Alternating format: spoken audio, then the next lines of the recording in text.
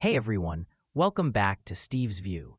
Today, let's talk about something that doesn't always get the attention it deserves here in the United States, but absolutely shapes the future of the West, Europe's relationship with the war in Ukraine. And I'm not just talking about battlefield updates or frontline maps. I'm talking about the big structural problem behind the headlines, something many Europeans quietly admit but rarely say out loud. Europe believes Ukraine must not lose, but Europe also refuses to do what's necessary to help Ukraine avoid losing. It's a contradiction that's defined the entire war.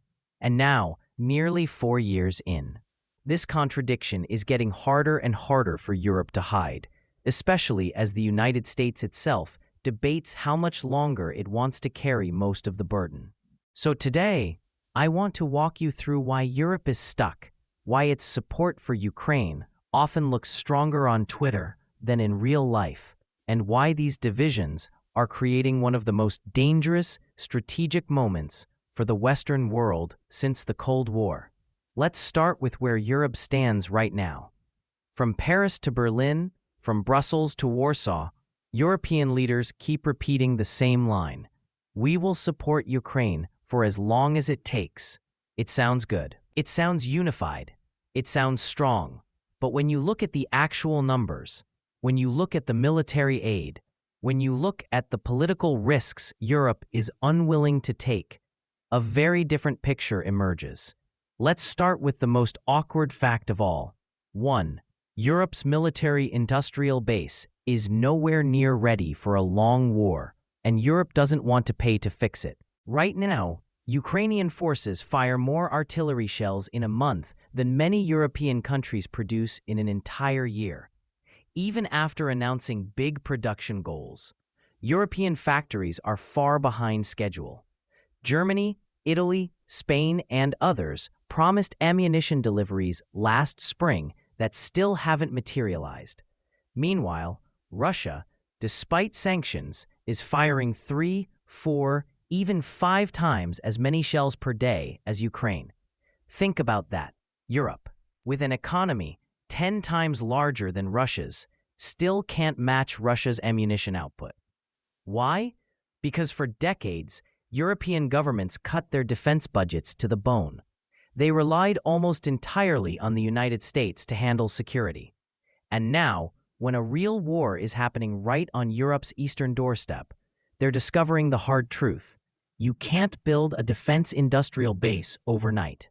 And you definitely can't build one when you're arguing non-stop about who's going to pay for it. 2. Europe loudly demands that Russia must pay, but refuses to spend its own money. Here's where things get even more political. Europe keeps talking about using Russia's frozen assets, about 210 billion euros of them, to fund Ukraine's defense and reconstruction. But after almost 2 years of debates, the European Union still can't decide what to do.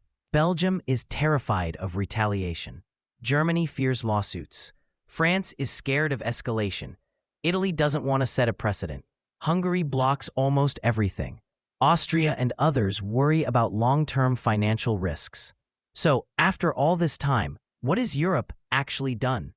It uses the interest from the frozen Russian assets, not the assets themselves, not the money, just the interest. And even the interest comes with political fighting attached. This is what I mean by loud promises but light action. Europe loves the symbolism of supporting Ukraine. It doesn't love the costs, the risks, or the consequences. Europe's political unity on Ukraine is much weaker than it looks.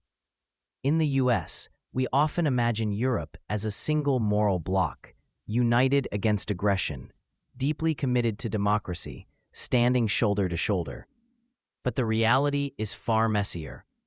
France wants to keep talking to Russia. Germany wants stability above everything else. Italy is tired of energy shocks. Hungary openly sides with Moscow. Slovakia's government is drifting toward neutrality. Greece and Bulgaria don't want to anger Russia because of energy dependence. Austria refuses to join NATO and prefers a balanced position. Even the Baltic states and Poland, the most pro-Ukraine voices, don't have enough weight to carry the entire continent. And when you get these governments together in one room, every decision turns into a tug-of-war between fear of Russia, fear of escalation, fear of internal politics, and fear of economic costs.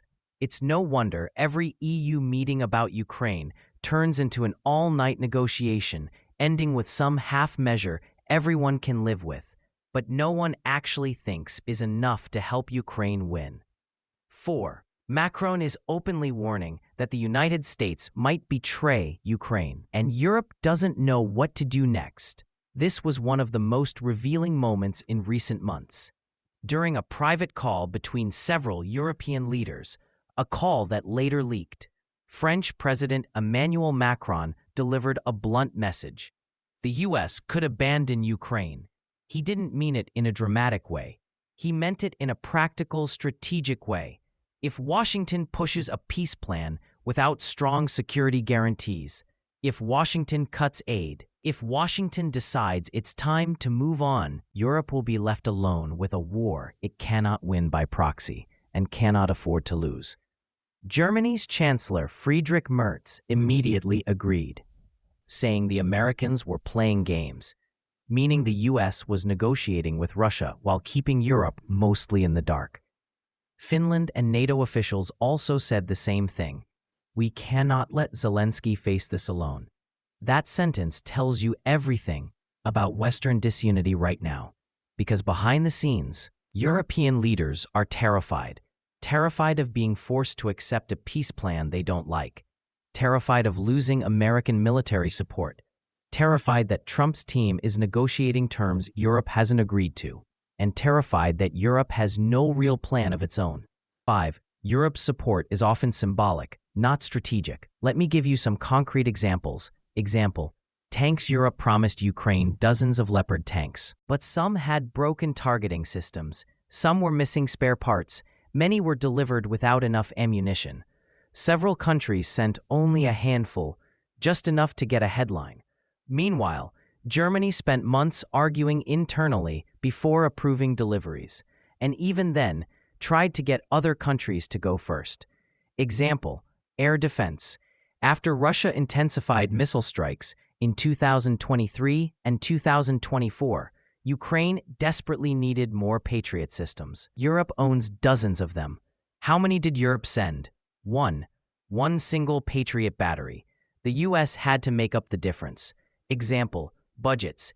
EU leaders talk about multi-year financial commitments, but every major package faces months of negotiations, unanimous voting requirements, last-minute veto threats, revisions to please domestic audiences. And more than once, after the EU proudly announced a historic package, the money arrived late or not at all. Example: ammunition. Europe announced a massive plan to deliver 1 million shells. Actual deliveries? Far below target. Some countries delivered 0. Yet every European press conference sounds the same. We stand with Ukraine. Why Europe behaves this way? At the heart of everything is a single uncomfortable truth. Europe wants the United States to guarantee its security, but also wants to pretend it is strategically independent. That contradiction shapes all of Europe's behavior. If Europe truly believed Ukraine's survival was essential to European security, Europe would invest heavily in defense, expand weapons production, send more air defenses, push the frozen Russian funds issue to a conclusion, accept economic costs, and prepare for long-term confrontation with Russia. But Europe isn't doing those things, at least not at the scale required, because Europe still believes deep down that the United States will eventually step in and do what Europe will not. This worked for 70 years. It does not work in 2025 and 2026, especially when Washington itself is divided, especially with Trump openly questioning NATO and reshaping America's entire posture toward Europe, Ukraine, and Russia. Europe knows it has a problem. Europe just doesn't want to admit it. Europe's hope, the US, keeps doing the heavy lifting. Europe's fear, the US stops. Europe's reality, it has no plan B. And this is where things get dangerous. Because for the first time in generations, Europe has to face a possibility it always avoided. The United States may no longer be a guaranteed partner in European security, not because America doesn't care, not because Americans don't support democracy, but because the United States has global commitments that are now competing with each other. Russia in Europe, China in the Pacific, Iran and the Middle East, North Korea, domestic political polarization. Europe is just one piece of the puzzle, and European leaders, especially in Germany, France, Italy, and Belgium, are terrified that the US will demand they step up. Because stepping up means X. Spending more money, taking political risks, confronting Russia more directly, fixing their defense industries, abandoning comfortable illusions, and changing decades of policy overnight. Europe doesn't want to do any of that unless it has no choice. The problem is, the moment when Europe has no choice might come sooner than they think. So what does all of this mean for Ukraine? It means Ukraine's fate is now tied to a three-way tug-of-war: the United States, trying to negotiate peace while also limiting costs; Russia, trying to wait out both Europe and America; Europe, trying to look united while avoiding hard decisions. This is why every peace negotiation leaks early. This is why Zelensky is constantly caught in the middle. This is why Russia keeps advancing, slowly, painfully, but still advancing. This is why US-Europe relations are getting strained. And this is why Ukraine's battlefield situation keeps getting worse. Because at the end of the day, Europe has not yet accepted that its security is its own responsibility.